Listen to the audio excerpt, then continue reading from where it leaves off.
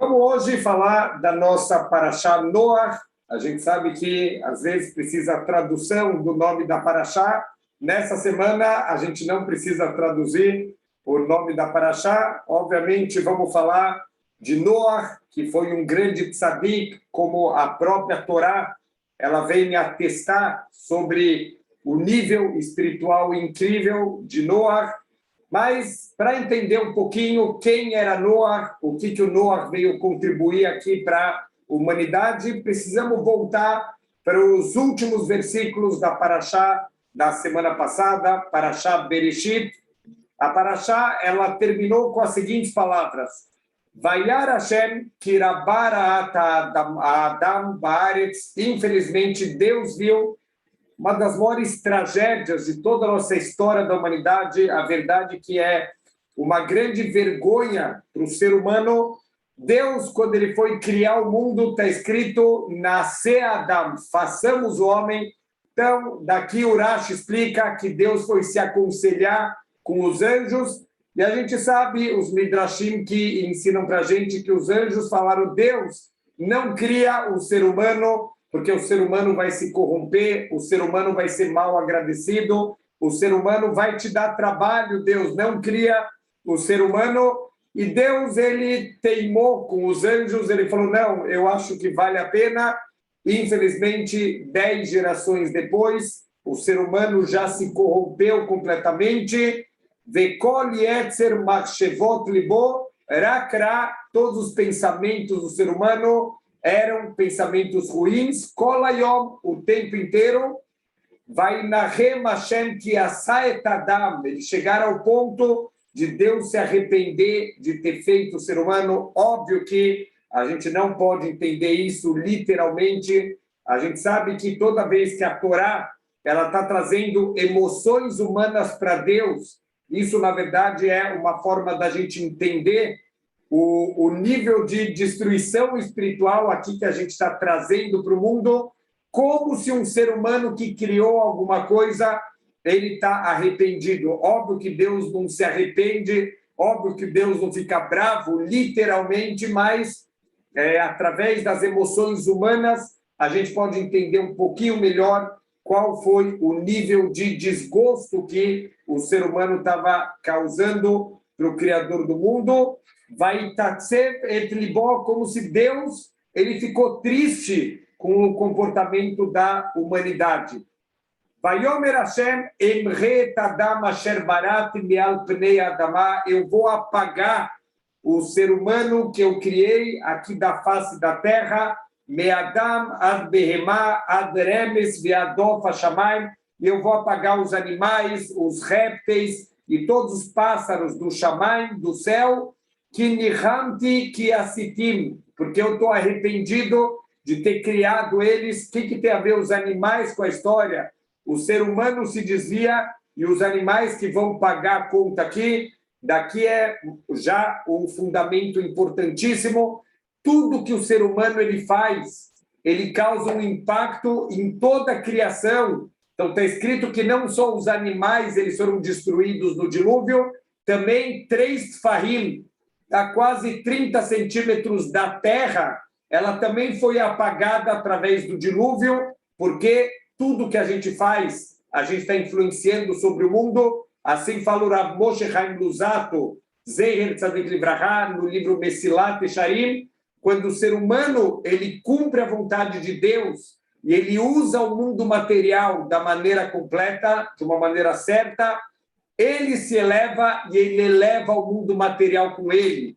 Mas se Deus nos livre, se a gente não usa o mundo material da maneira completa, a gente cai e a gente puxa junto com a gente todo o mundo material. Foi isso que os seres humanos fizeram, desde Adam Arishon, queda, geração em geração, uma queda após queda, até eles chegarem nesse nível tão baixo. Então, os nossos sábios explicam, eles se corromperam em todos os níveis de corrupção, imoralidade, idolatria, mas, em especial, eles fizeram Hamas, a gente vai ver na continuação, eles roubavam, eles não se respeitavam, Venoach matzahem beinei Hashem, mas Noach ele encontrou graça aos olhos de Deus. Assim a gente terminou a Parashá Bereshit. E se a gente voltar um pouquinho no nascimento do Noah, ainda na Parashá Bereshit, então o pai do Noah, o Lemer, o que levou o Lemer a dar esse nome para o Noah? A palavra Noah significa uma coisa agradável, é o mesmo shoresh, a mesma raiz da palavra Menuhá. Menuhá é um descanso. O Noah trouxe descanso para a humanidade. Em que sentido que ele trouxe descanso? Ele trouxe uma luz especial para a humanidade. Se a gente olhar uma tabela da humanidade, a gente vai perceber que Noah foi o primeiro ser humano que nasceu depois da morte de Adam Arishon. Apesar de serem 10 gerações, desde Adam Arishon até Noah, então o Noah ele foi o primeiro ser humano que nasceu depois do falecimento de Adam. Adam faleceu com a idade de 930 anos e o Noah nasceu alguns anos depois do falecimento de Adam. Enquanto Adam ele estava vivo, ele recebeu uma maldição de Deus. Deus falou para Adam, por sua causa, a terra ela está amaldiçoada e você vai ter que comer o teu pão com o teu esforço, com o suor do teu rosto, você vai comer o teu pão, quer dizer, o sustento vai ser muito difícil. E assim se concretizou na prática. As pessoas elas plantavam e ao invés de nascer a produção agrícola, nasciam espinhos. A grande maioria da colheita, na verdade, eram espinhos que as pessoas elas não podiam consumir. Então, para ter um pouquinho de comida, precisava de um trabalho muito pesado, trabalho muito grande. Noah, ele nasceu quando Adam tinha falecido. Quando Adam faleceu, a força daquela clalá, a força daquela maldição sobre a terra, ela tinha diminuído. Então, Noah foi o primeiro que trouxe essa luz para o mundo, que a produção ela começou a ter muito mais comida e menos espinhos. Então, já foi a primeira brachá. O pai do Noah percebeu que o nascimento dele veio com um brilho especial para o mundo, por isso que deu o nome dele de Noah.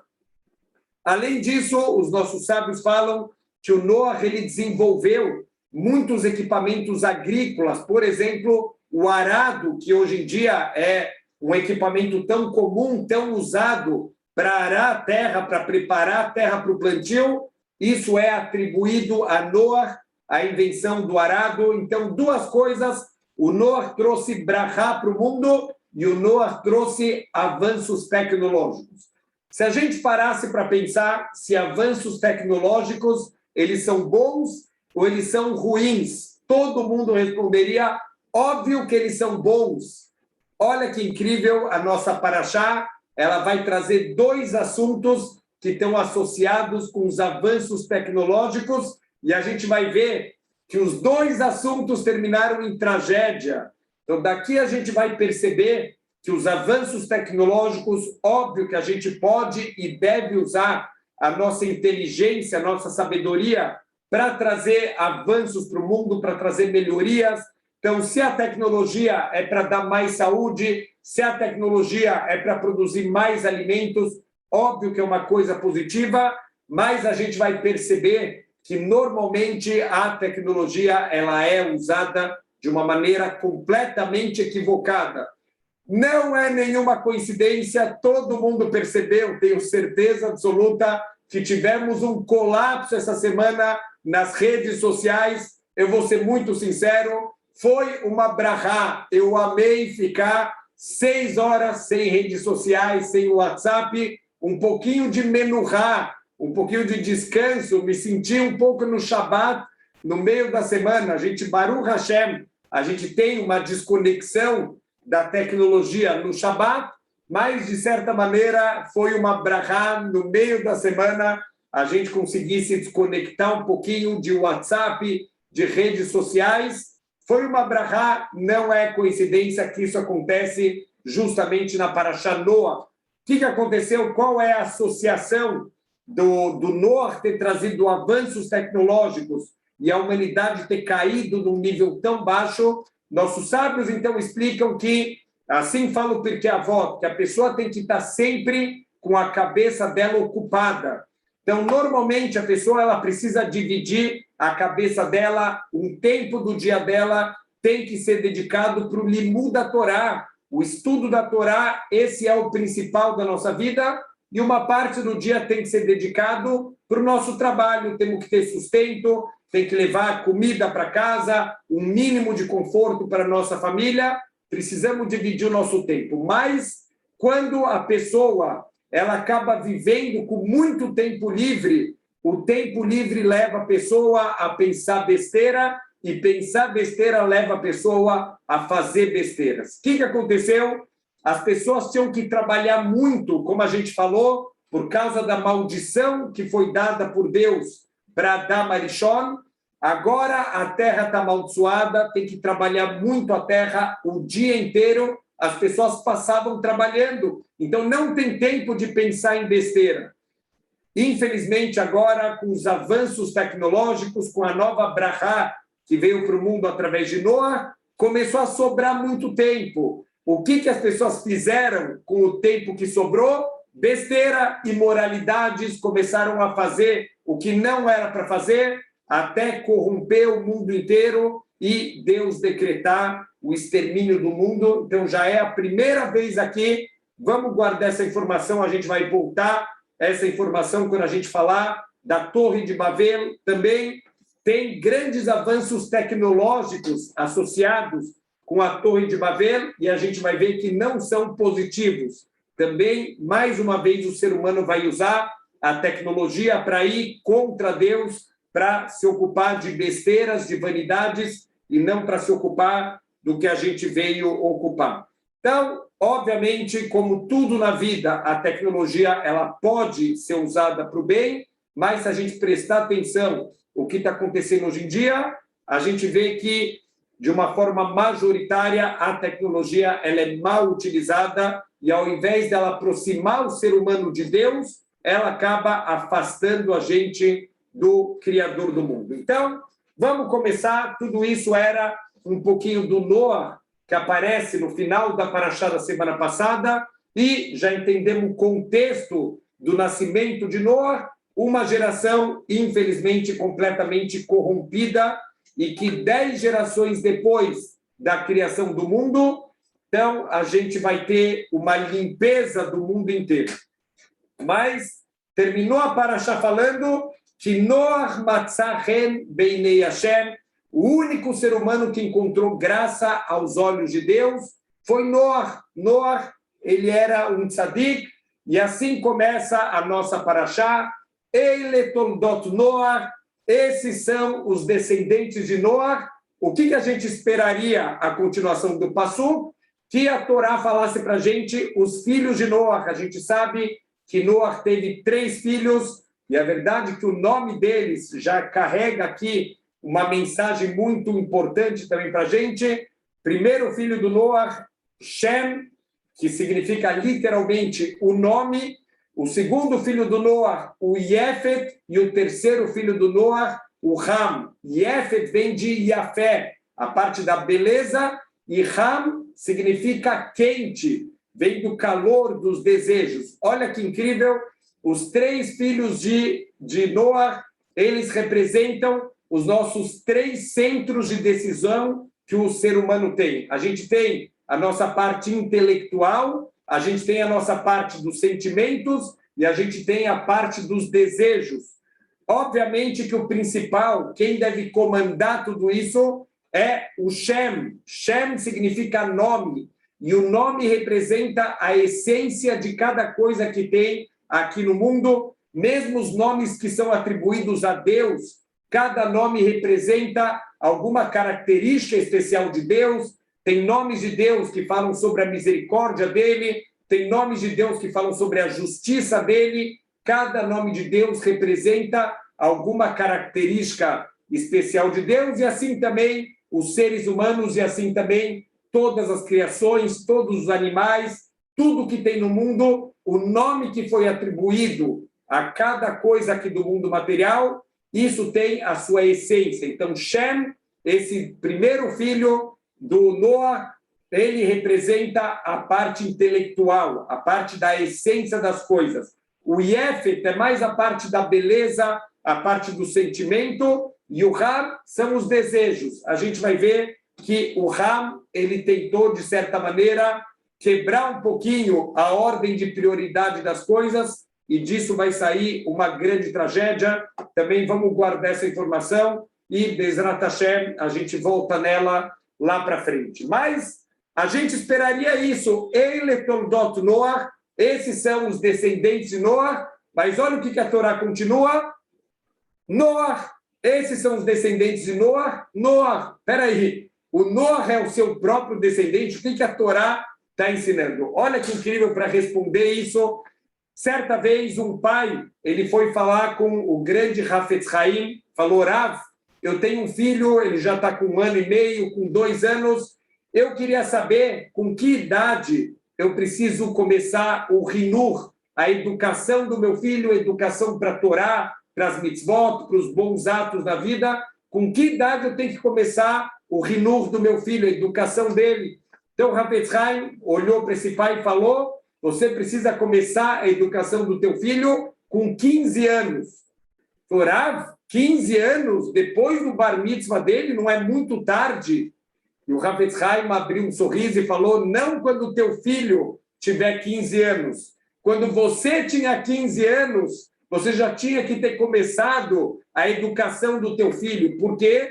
Porque a gente pode educar os nossos filhos, a gente pode dar mensagens para as pessoas através das palavras. Mas não existe professor melhor do que os atos, do que a do Maishi, o meu comportamento, o meu exemplo pessoal. Sabe como você vai educar o teu filho? Com o teu comportamento, com os teus atos. É dessa maneira. Então, você tinha que começar a preparar, se preparar, para depois você poder transmitir isso para o teu filho. Não adianta você mandar o teu filho estudar a Torá se você não estuda. Não adianta você ensinar para o teu filho tratar bem os outros se você não trata. Ele vai ver os teus atos e é disso que ele vai aprender, principalmente as maiores lições que a gente tem na vida é olhando as pessoas. É isso que os nossos sábios chamam de Shimush Talmidei Chachamim, como é importante a gente estar perto de pessoas,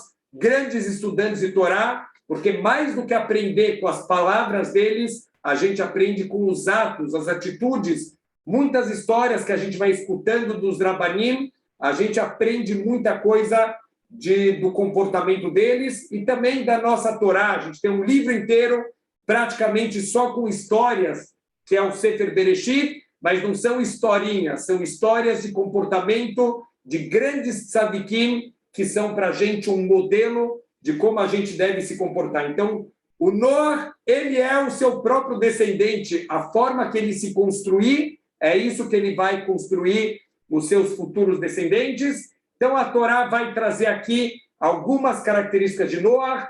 Noah ish tzadik. O Noah era um grande tzadik. Tamim haya bedorotav. Ele era uma pessoa íntegra, uma pessoa completa na sua geração. Eta Elohim italech Noah. Noah, ele anda nos caminhos de Hashem. Aqui tem um comentário muito famoso do Rashi. Por que não está escrito que o Noah era tzadik vetamim, ponto? Ele era tzadik e íntegro. Por que a Torá ela tem que ressaltar para a gente que ele era tzadik e ele era íntegro na sua geração? Então, o Rashi traz para a gente duas maneiras da gente ver essa informação aqui. Tem um lado que a gente pode ver isso como um elogio para Noah. A gente sabe como o ser humano ele é influenciável. Muita gente usa isso como desculpa. Ah, mas por que você está se comportando dessa maneira? Ah, são as más influências, aqueles meus amigos que não se comportam bem, eu acabei me contagiando. E é verdade, seres humanos são influenciáveis. A geração de Noah é uma geração completamente corrupta. Então, o normal é a pessoa pensar, mas todo mundo faz isso. Não, mas por que você rouba? Por que você anda com o carro no acostamento? Por que você não devolve o troco a mais? Ah, todo mundo faz isso. Essa é a desculpa que está na boca de todo mundo. Eu escutei uma vez um Rav, que ele falou, toda vez que você escutar alguém dessa desculpa, por que você faz isso? Ah, porque todo mundo faz. Ele falou, você fala para a pessoa, olha, não vai faltar lugar no inferno. Se você acha que porque todo mundo faz não tem problema, que vai dar superlotação no inferno e vai ficar gente para fora, não tem problema nenhum, não tem falta de espaço, não usa como desculpa que todo mundo faz, porque é errado do mesmo jeito. Todo mundo falar uma mentira não transforma a mentira numa verdade. Então, Noah, ele era tzadik na sua geração. Uau! Cola kavod do Noah, vivendo numa geração de Rechaim, de pessoas tão corruptas, de pessoas que destruíram todo tipo de moralidade. Ele conseguiu ser íntegro. Isso é um elogio gigantesco que o Noah, ele conseguiu, mesmo com todas as más influências, ele conseguiu não se contaminar. Ele deve ser para a gente uma inspiração, um exemplo. A gente também, em especial aqui no Brasil, infelizmente, cada vez mais vão surgindo todas essas histórias de corrupção, de lavagem de dinheiro, desvios e todo tipo de conseguir pessoas chegarem num nível de roubar respiradores em plena pandemia, com 2, 3 mil pessoas morrendo por dia e pessoas roubando, desviando dinheiro que era para ser usado para os hospitais, para salvar pessoas. Quer dizer, é nesse mundo que a gente está vivendo. Cola kavod para quem consegue vencer esse tipo de má influência e continuar andando com retidão em todos os seus atos. Mas o Rashi traz uma outra maneira da gente entender essa expressão aqui da Torá, que ele era tzadik bedorotav, na sua geração. Olha palavras do Rashi, não são palavras minhas, tem que ser o Rashi para falar essas palavras. Ele fala, mas se ele vivesse na geração de Avraham Avinu, ele seria um nada. Comparado com Avraham Avinu, ele seria nada. Precisa ser o Rashi para falar uma frase assim tão forte.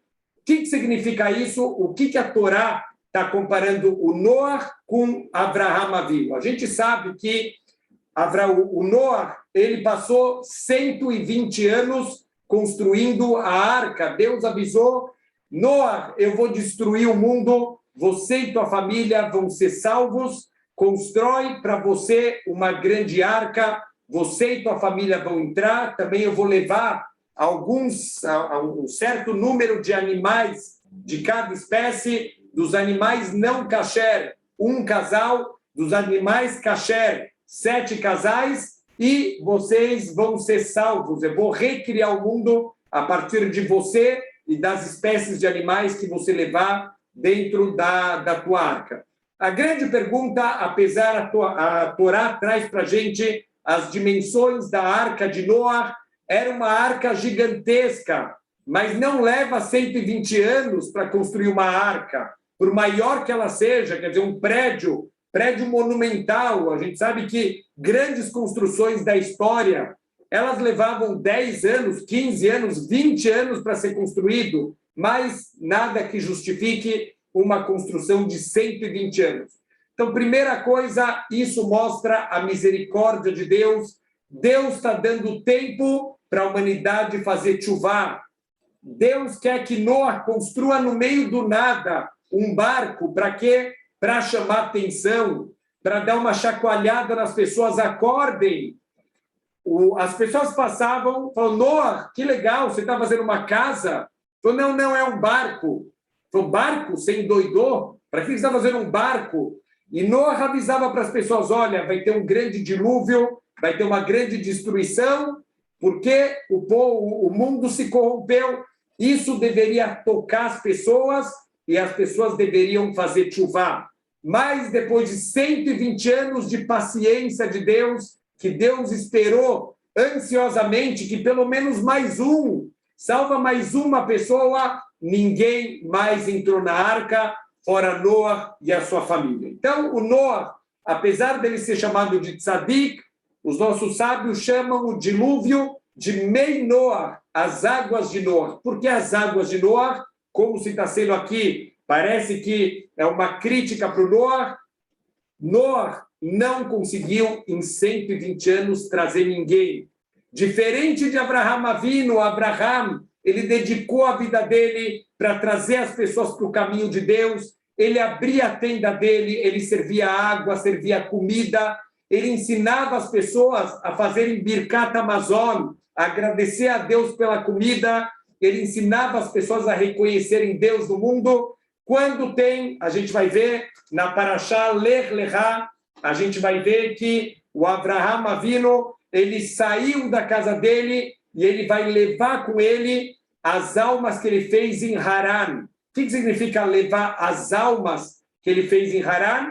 Todas as pessoas que ele aproximou de Deus. Então, ele dedicou a vida dele para isso. O Abraham Avinu, ele não descansava enquanto tem pessoas afastadas e eu posso salvar mais um. Abraham é aquele homem que teve uma vez um senhor, ele foi na praia e ele viu uma cena muito esquisita. Tinha um jovem que ele pegava coisas no chão da praia e ele jogava no mar. Então ele olhou e falou, o que esse rapaz está fazendo? Esse senhor, ele chegou lá perto, ele percebeu que esse jovem, ele pegava estrelas do mar que ficavam encalhadas na praia e ele jogava de volta para o mar para salvar elas. Então esse senhor vira para o rapaz e fala, olha, rapazinho, cola cavalo, parabéns aí pelas suas boas intenções, mas olha o tamanho da praia. Você nunca vai conseguir salvar todas as estrelas do mar. O que você está perdendo o teu tempo? Então, aquele jovem rapaz, ele abriu um sorriso, ele pegou mais uma estrela do mar, ele jogou ela no mar e ele falou para aquele senhor, para essa estrela fez diferença. Assim Abraham vive. Ele sabe que ele não vai conseguir mudar o mundo inteiro, mas ele não descansa, ele está lá 24 horas por dia, pensando em fazer bondade, em trazer pessoas para Deus. Noah, ao contrário, 120 anos, ele não conseguiu trazer ninguém.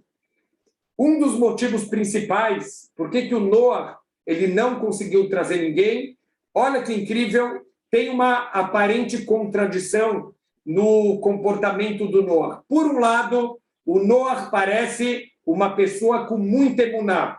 Imagina se a gente tivesse um comando agora, aparecesse, abrisse o céu, o teto aqui da nossa sala e Deus fala para a gente, agora, Rabino, começa a construir no meio da rua, no meio da Alameda Barros, começa a construir um barco.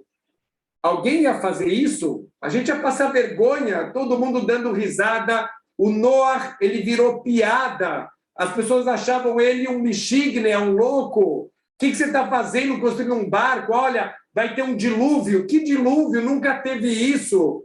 Para de sonhar, você está tendo alucinações. Então, o Noah, a vida inteira, ele foi ridicularizado, todo mundo dava risada dele. Ele era o louco da região. Mesmo assim, ele tem emuná, ele confia em Deus, ele vai lá, ele constrói a arca. Deus avisa para o Noah, você vai colocar todos os animais dentro dessa arca. O que o Noah faz as contas? Espera aí, Deus, não vai caber todo mundo. Não cabe tudo numa arca só. Ele não questiona, ele constrói a arca com emuná. Então, por um lado, o Noah, ele tem emuná. Mas olha que incrível, os nossos sábios falam que o Noah só entrou na arca, mesmo que Deus já tinha falado para ele, Noah, entra na arca. O Noah só entrou na arca quando começou a chover e a água atingiu o tornozelo dele. Até a água começar a subir, o Noah não entrou na arca. Então, o Rashi fala para a gente que isso demonstra que o Noah era miktanei emuná. Ele estava entre as pessoas de pouca emuná, mamin veino mamin. Ele acredita, mas ele não acredita. Palavras do Rashi.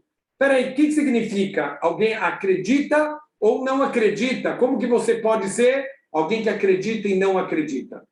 Para exemplificar isso, tem aquela famosa história de uma cidade, faz muito tempo que não chove, as pessoas estão desesperadas, todo mundo vai para a sinagoga, os homens se cobrem com talit, começam a rezar, começam a chorar. Deus, por favor, manda água. manda chuva para a gente está desesperado, Deus, não tem mais plantação, não tem mais colheita, a gente precisa das chuvas, Deus, tem misericórdia. Um filho, ele está lá com o pai, ele cutuca o pai e fala, pai, ninguém aqui acredita que vai chover. Falou, filho, como você está falando uma coisa dessa? Está todo mundo aqui rezando, está todo mundo aqui chorando. Como que você fala que ninguém acredita? Falou, pai, ninguém aqui trouxe um guarda-chuva. Se as pessoas acreditassem que vai chover, eles teriam trazido um guarda-chuva. O Noah, ele tem emuná, mas ele não consegue viver na prática, no dia a dia dele, ele não consegue viver os atos dele como se ele realmente confia em Deus, e ele demonstrou isso quando ele vai entrar na arca. Primeiro ele espera chover, e só depois que começa a chover, finalmente o Noah, ele entra na arca. Ele demonstra que ele não vive com uma emuná completa. É por isso que ele não conseguiu influenciar ninguém. Diferente de Abraham Avinu, que Deus foi mandando para ele teste em cima de teste. Sai da tua casa, e ele sai da casa dele, a esposa é sequestrada, vão acontecendo um monte de dificuldades na vida dele, e Abraham, ele demonstra nos atos dele a emuná completa. Quando você está transbordando, você consegue dar para os outros também. O Noah, ele estava vazio, por isso que ele não conseguiu transbordar e trazer outras pessoas também para o caminho de Hashem. Apesar dele ser um grande tzadik, mas a emuná dele não era uma emuná completa e, infelizmente, ele não conseguiu influenciar mais ninguém na humanidade para andar nos caminhos dele. Mas agora Deus, ele vai começar a mandar o dilúvio. Está escrito que as pessoas entraram, o Noah e a família dele entraram na arca no meio do dia. Urash explica para a gente que a população da região, eles tinham feito um plano. Está todo mundo lá falando, será que esse Noah é louco, não é louco? Mas eles tinham combinado o seguinte, se realmente começar a vir um dilúvio, a gente pega machados e a gente quebra toda essa arca do Noah. Se a gente não vai ser salvo, o Noah também não vai ser salvo, a gente vai quebrar tudo. O que Deus falou?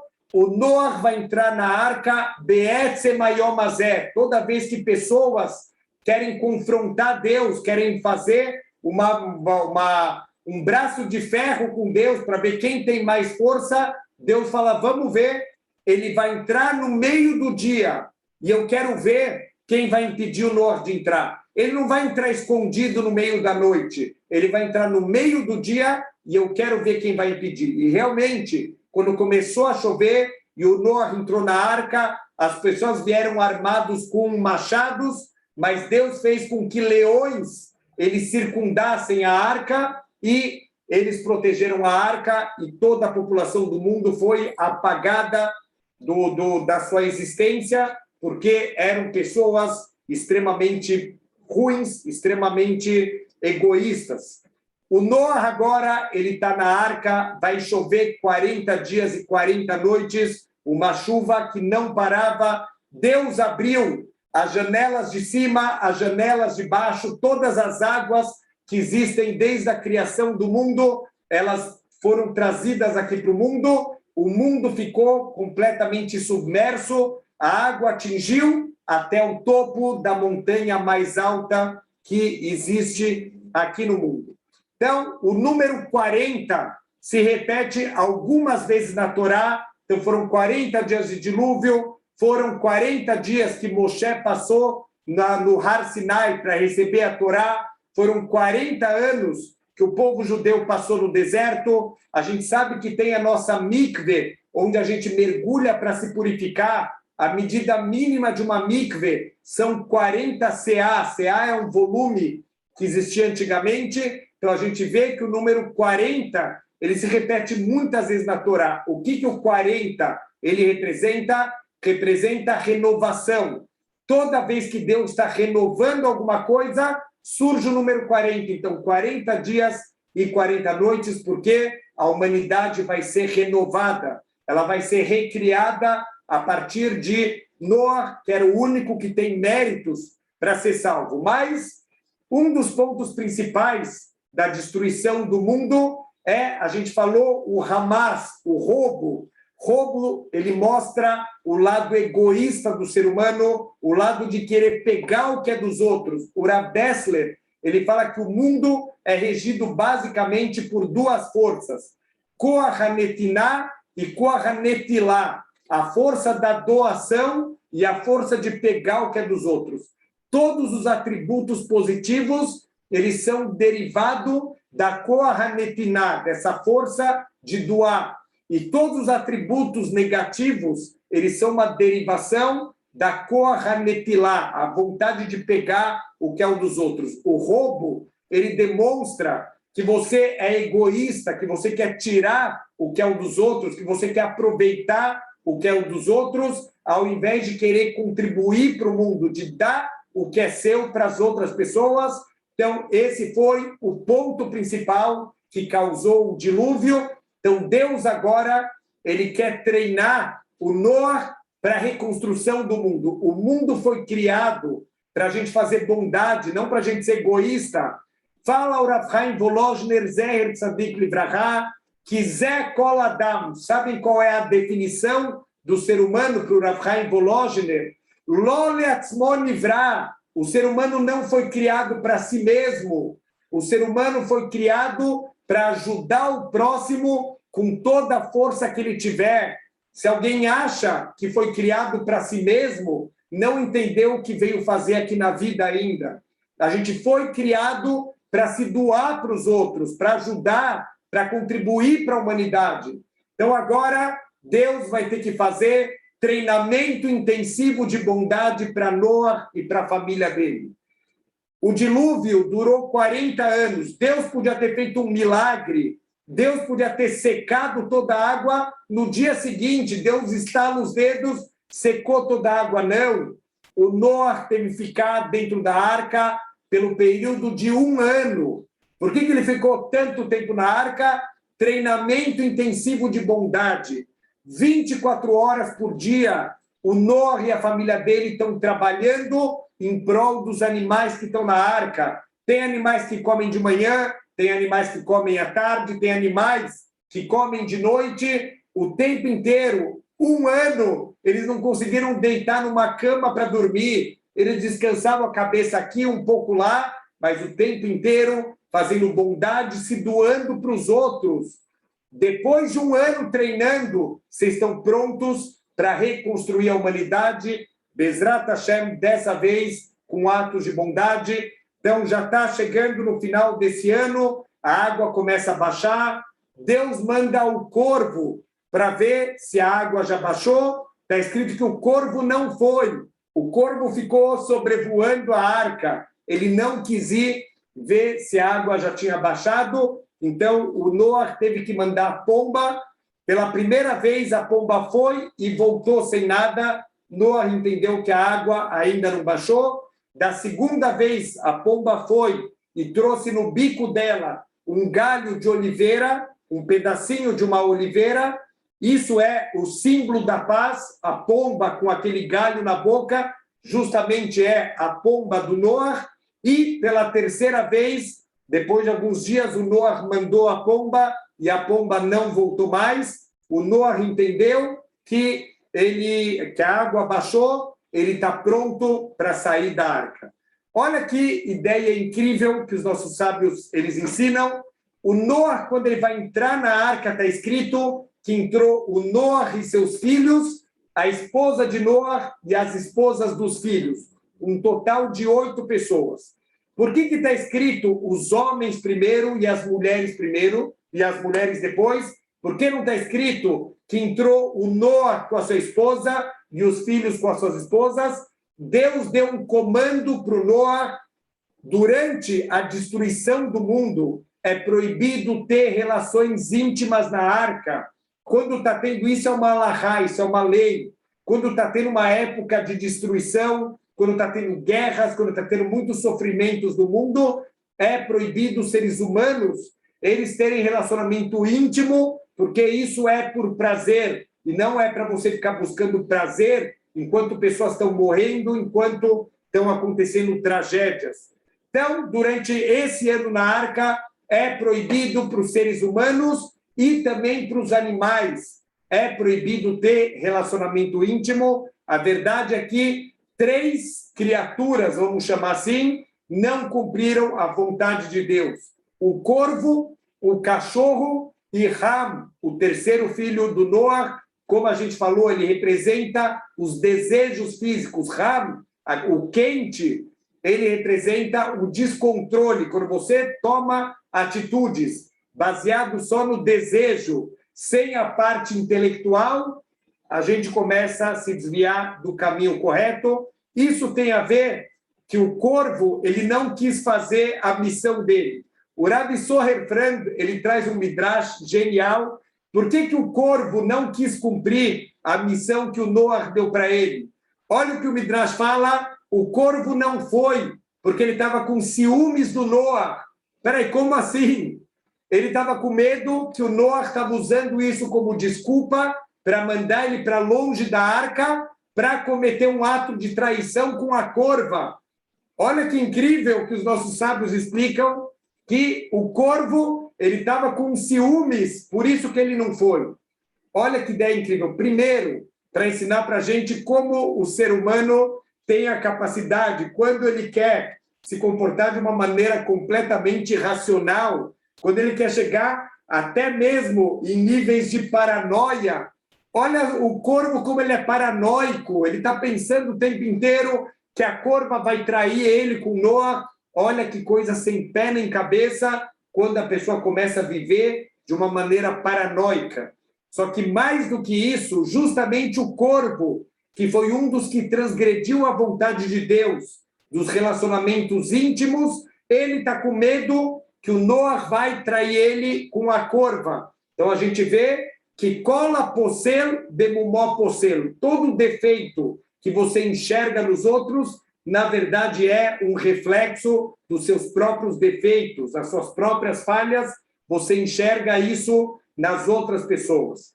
Então, o Noah, ele finalmente vai sair da arca e agora terminou a proibição de relacionamentos íntimos. Deus falou para Noah, Noah, sai você com a tua esposa e teus filhos com as esposas deles. Significa, acabou a proibição, você já pode sair com a tua esposa e eles podem sair com as esposas deles. Voltou a ser permitido na humanidade o relacionamento íntimo. Mas, quando eles finalmente saem da arca, aqui que está escrito na Torá, que saiu Noah com seus filhos e a esposa de Noah com as esposas dos filhos. Eles saíram separados. Espera aí, Deus acabou de permitir, por que vocês saíram separados? Olha que explicação incrível. Noah, ele se recusou a voltar a ter relações com a esposa. Por quê? Ele falou, Deus, eu não quero mais ter filhos, eu não vou mais trazer descendentes para o mundo. Deus perguntou, por que, Noah? O que aconteceu? Ele falou, Deus, desculpa, eu não estou pronto para trazer descendentes para daqui a 10 gerações vir outro dilúvio e, infelizmente, apagar de novo a humanidade e outro dilúvio. Deus, eu não quero. Se é para trazer filhos, para eles serem destruídos de novo, eu não quero mais ter relacionamento, eu não vou mais trazer filhos para o mundo. E Noah só voltou a estar junto com a esposa quando Deus jurou, Deus fez um pacto com ele, famoso pacto do arco-íris, um pacto que nunca mais vai ser mandado o dilúvio para o mundo. E aí sim, Noah, ele se consolou e ele voltou a viver intimamente com a sua esposa. Mas daqui surge uma pergunta bomba. Espera aí, se Deus mandou o dilúvio, é porque era uma coisa boa, era uma coisa necessária. A gente sabe que Deus faz tudo por bondade. A humanidade precisava do dilúvio.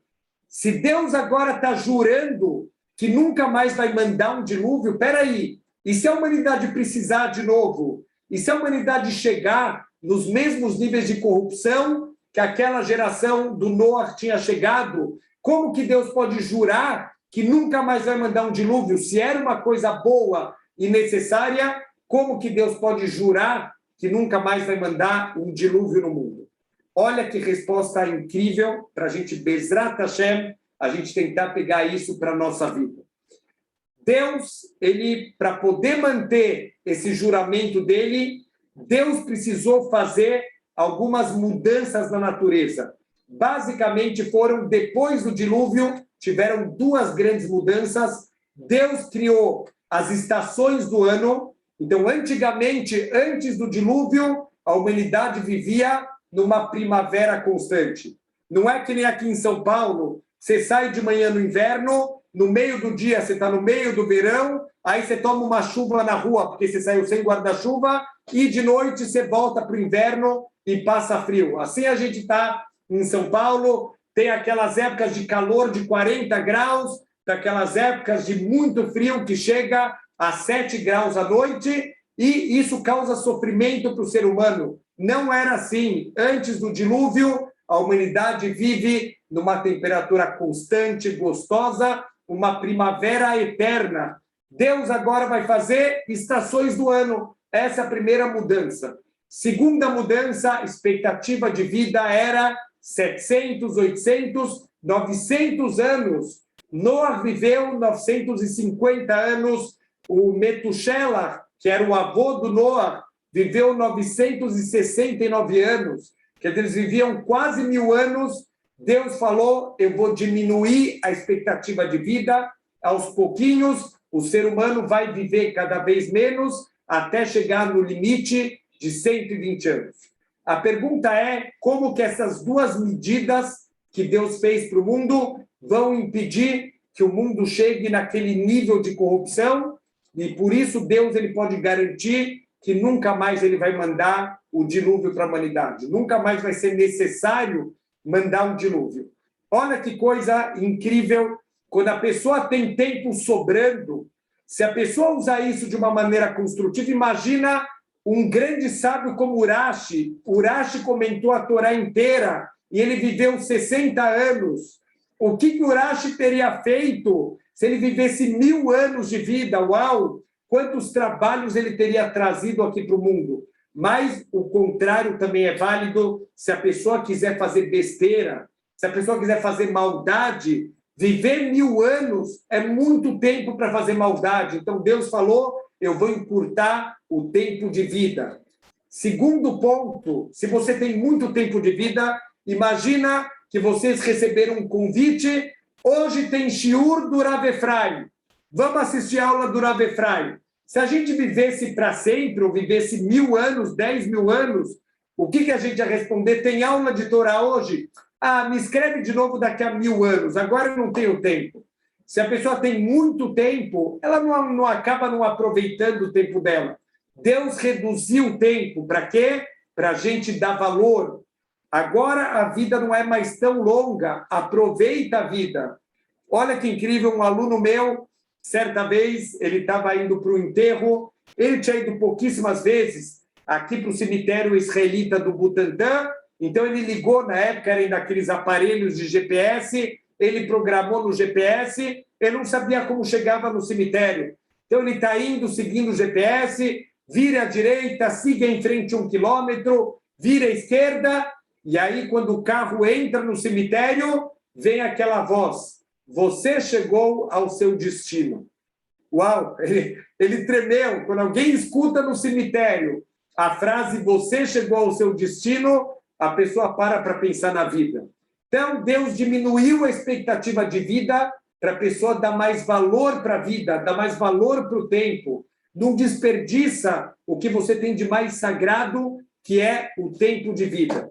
E, fora isso, Deus criou as estações do tempo. Para quê? Para a gente ter a sensação que o tempo está passando. Olha, chegamos no inverno.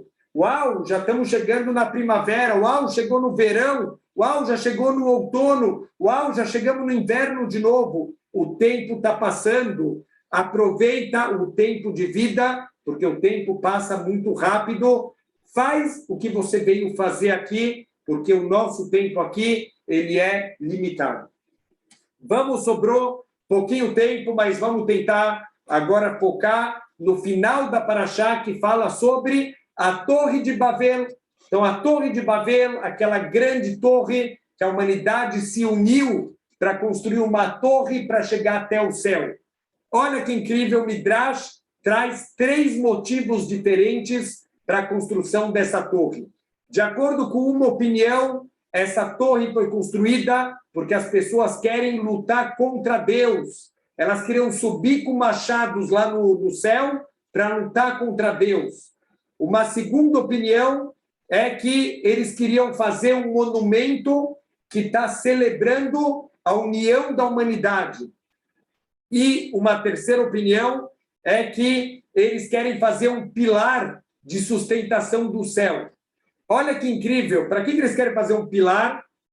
Porque a humanidade não entendeu que quando Deus manda um dilúvio, isso é uma consequência dos nossos atos, não é simplesmente um fenômeno da natureza, é Deus falando com a gente. Eles não entenderam isso, eles acham que é um fenômeno natural. Vamos construir um pilar para segurar o céu, porque deve ir acumulando água e uma hora o céu rompe e alaga o mundo inteiro. Então vamos construir um pilar, esse pilar vai dar sustentação para o mundo não ter um dilúvio. Infelizmente, a gente vê que esses 3 motivos a gente acaba ainda tropeçando até hoje em dia. Pessoas que querem lutar contra Deus. O que quer dizer lutar contra Deus? Não quer dizer fisicamente lutar contra Deus, mas olha que incrível, está escrito que para construir a arca, eles quiseram substituir as pedras naturais por tijolo e o barro natural por um tipo de cimento artificial. O que isso está ensinando para a gente? As pessoas querem ser independentes de Deus. A pessoa quer viver sem Deus na vida dela. Essa é a luta do ser humano contra Deus.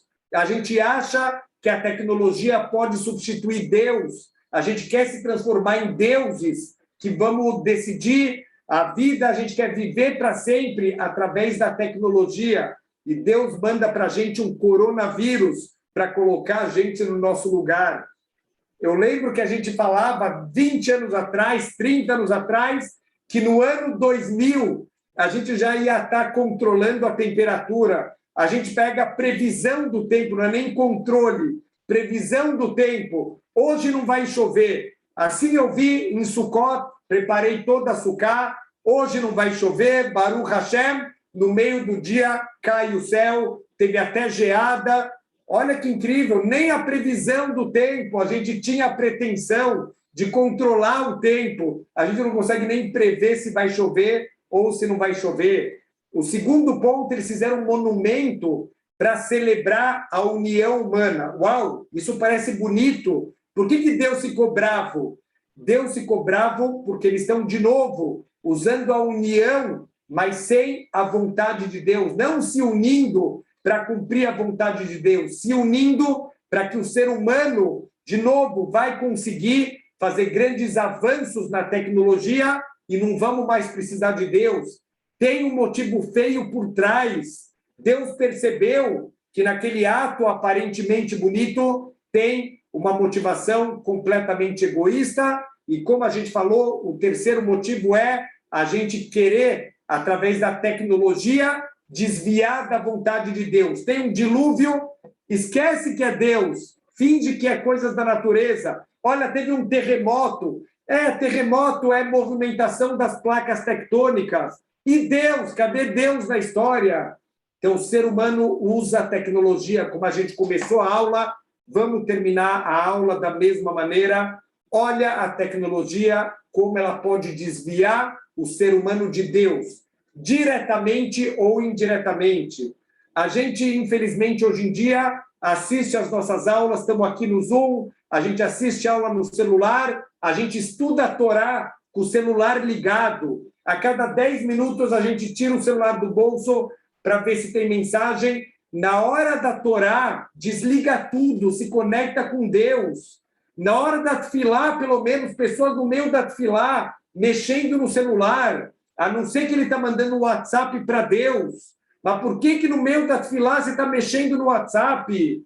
O mundo não vai parar se você ficar 40 minutos sem mandar mensagem. Olha, o mundo ficou 6, 7 horas sem o WhatsApp. Não parou o mundo continua existindo. 1 hora por dia na Tfilá, 1 hora por dia na Torá, para com o celular, para com as tecnologias, dentro de casa, fica com a tua família, e não com os celulares. Então, Bezrat Hashem, a gente pode e deve usar a tecnologia de uma maneira positiva, mas a gente tem que saber que tem um grande Yetzer Hará, tem uma má inclinação muito grande. 2 grandes tragédias da humanidade vieram pelo mau uso da tecnologia, e isso, infelizmente, está se repetindo. Bezrat Hashem. Vamos aprender com a geração de Noah, para a gente não cair exatamente no mesmo erro que eles caíram. Shabbat Shalom.